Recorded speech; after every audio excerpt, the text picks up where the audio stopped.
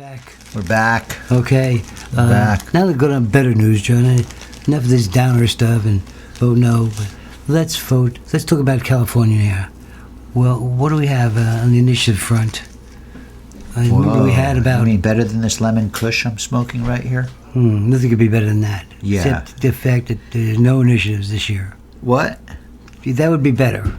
No initiatives in California this year, you say? That would be better than your lemon kush. I guess you're right. That would be better than... Of course, that means there's going to be more. So explain that to me. So we're out of control.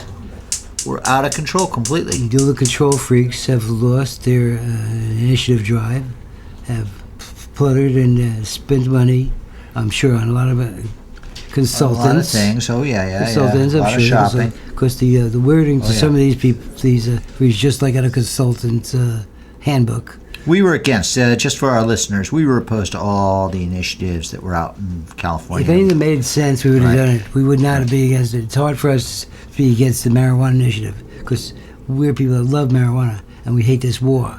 But we do know that some people don't understand it and that these people should stay out of politics. Yeah.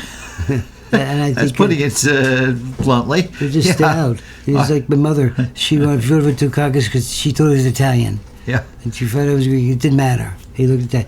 Some people just, I call them airheads, but they're not all airheads. They like marijuana. They well-meaning, but somehow someone put them in charge, and they're making these wordings of the initiatives outrageous. One was 17 pages long, right? Yeah, it was just crazy stuff, and they're not really thinking it all out that clearly, and so we couldn't support anything.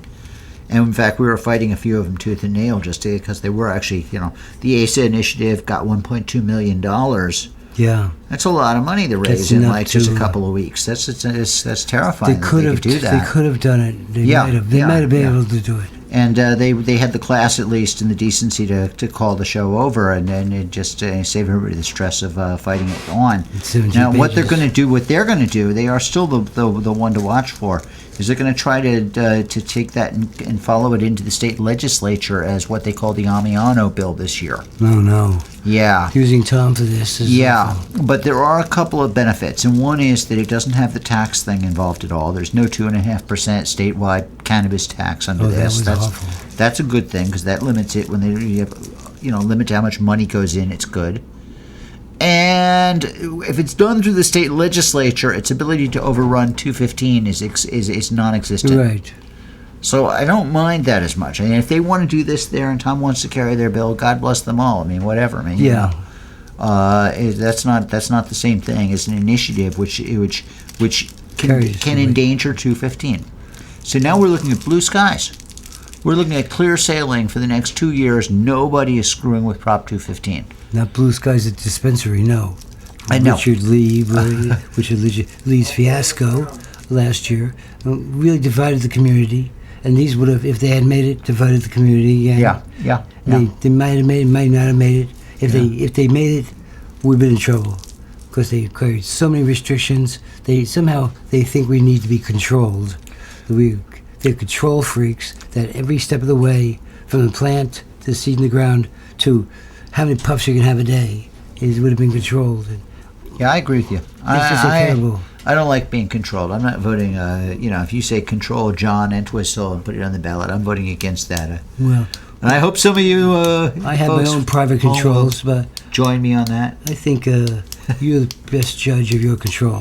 Yeah, personal responsibility is, of course, the other side of that coin. Yeah. And where you have personal responsibility and adult behavior and, a good, solid community, you don't need control. These control freaks had their day, had their minute. Yeah. They grabbed the money. It's a terrible imbalance. They had fun with it. But at the expense of our movement. And if there is any movement left, it's trying to be bought up by money bags and no ideology here. And the fact they want to restrict it, they restrict it and they want to fuck it up, and they will fuck it up. Well, what's really interesting though is that in 16 years nobody has succeeded in what was done in '96, right? Which is pretty amazing. It was a landslide. And all that time, time when you're doing these things, you write a law and you do your best, Yeah. And then you watch the interpretations and the court stuff coming through. And, the appellate courts do their thing. Yeah. And of course we wrote it, knowing that all this was going to occur and doing our best to work. But now is the thing that we've been waiting for a while. Supremes. Yeah. At last. Yeah, the California Supreme Court. Finally.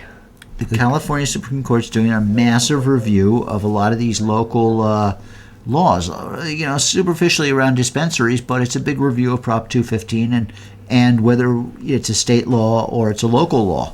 Oh, I see. I thought it was a state law. That's what we wrote, a state law. I had a feeling that too. You had to collect that many signatures. Yes, and you had to win. State ballot.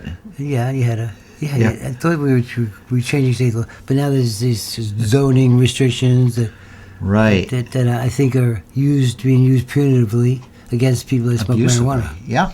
And they're discriminatively. ruining the spirit of Prop 215. Yeah. It's true, Prop 15 never said sales, but it said you can grow it. You can grow it. And if you can grow it, they also said you can be remunerated. You can be reimbursed as a caregiver. Yeah, for what it cost you, the soil, the time. Yeah. And so it clearly wanted sales. It clearly wanted the people to get it.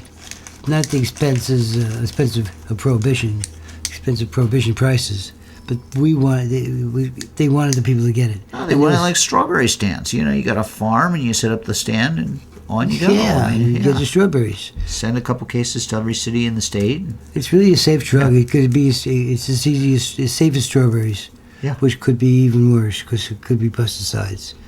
But well, now I don't know. Should we take a break now, Brian? You got a couple minutes? Okay, we'll take a break. We'll hear from our sponsor. In 1970, President Nixon appointed a commission to resolve the marijuana question.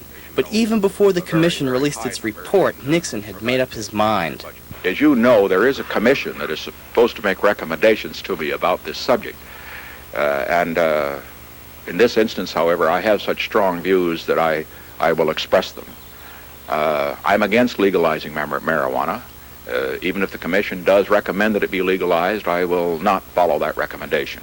1 year later, the commission released its report, its conclusions. There is no evidence that experimental or intermittent use of marijuana causes physical or psychological harm. There is no reported case of a single human fatality in the United States proven to have resulted solely from the use of marijuana. Marijuana does not cause violent or aggressive behavior or crime. The present level of marijuana use in American society does not constitute a threat to the public health. The overwhelming majority of marijuana users do not progress to drugs other than alcohol. The report's recommendation that possession of marijuana for personal use no longer be an offense. Congress failed to adopt the Commission's recommendation.